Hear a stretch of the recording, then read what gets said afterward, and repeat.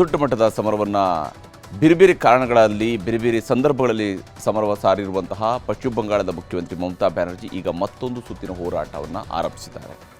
ಹಿಂದೆ CBI ವಿರುದ್ಧ ಅಖಾಡಕ್ಕಿಳಿದಿದ್ದ ಪಶ್ಚಿಮ ಬಂಗಾಳದ ದೀದಿ ಇದೀಗ ಇಡಿ ವಿರುದ್ಧ ಸಂಘರ್ಷ ಶುರು ಮಾಡಿದ್ದಾರೆ.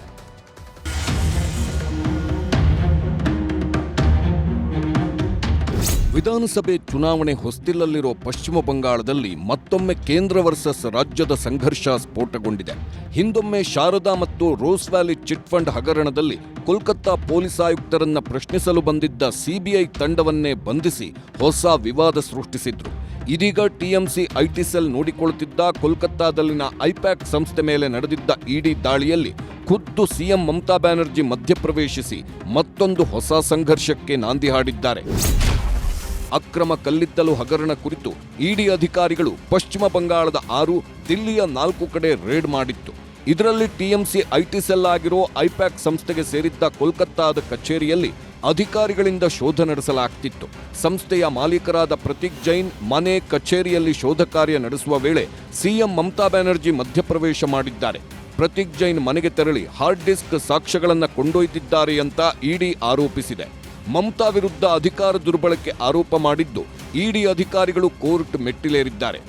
ಇದೇ ವೇಳೆ ಆಡಳಿತ ಪಕ್ಷದ ಆಂತರಿಕ ಕಾರ್ಯತಂತ್ರ, ಅಭ್ಯರ್ಥಿಗಳ ಪಟ್ಟಿ ಮತ್ತು ಗೌಪ್ಯ ಡಿಜಿಟಲ್ ಸಾಮಗ್ರಿಗಳನ್ನು ಪಡೆಯಲು ಇಡಿ ಪ್ರಯತ್ನಿಸುತ್ತಿದೆ ಅಂತ ಮಮತಾ ಬ್ಯಾನರ್ಜಿ ಆಕ್ರೋಶ ಹೊರಹಾಕಿದ್ದಾರೆ. ಕೇಂದ್ರ ಗೃಹ ಸಚಿವ ಅಮಿತ್ ಶಾ ಅವರ ವಿರುದ್ಧ ತೀಕ್ಷ್ಣವಾಗಿ ವಾಗ್ದಾಳಿ ನಡೆಸಿದ್ದಾರೆ.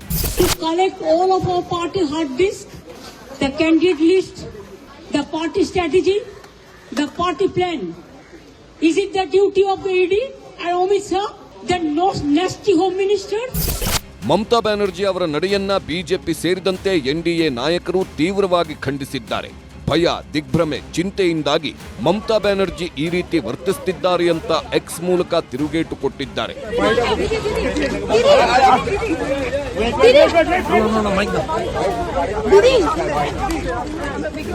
SIR ವಿಚಾರದಲ್ಲೂ ಮಮತಾ ಬ್ಯಾನರ್ಜಿ ಕೇಂದ್ರದ ವಿರುದ್ಧ ಗುಡುಗಿದ್ರು. ಇದೀಗ ಹಗರಣದ ವಿಚಾರದಲ್ಲಿ ತನಿಖೆ ನಡೆಸುತ್ತಿರೋ ಕೇಂದ್ರ ತನಿಖಾ ಸಂಸ್ಥೆಗಳ ವಿರುದ್ಧವೂ ದೀದಿ ಸಮರ ಸಾರಿದ್ದಾರೆ. ದೀದಿ ವಿರುದ್ಧ ಇಡಿ ಸಲ್ಲಿಸಿರೋ ಅರ್ಜಿ ನಾಳೆ ಕೋಲ್ಕತ್ತಾ ಹೈಕೋರ್ಟ್ನಲ್ಲಿ ವಿಚಾರಣೆಗೆ ಬರೋ ಸಾಧ್ಯತೆ ಇದ್ದು, ಕೋರ್ಟ್ ಏನು ಹೇಳುತ್ತೆ ಅನ್ನೋದು ಕುತೂಹಲ ಮೂಡಿಸಿದೆ. Bureau report, news 18.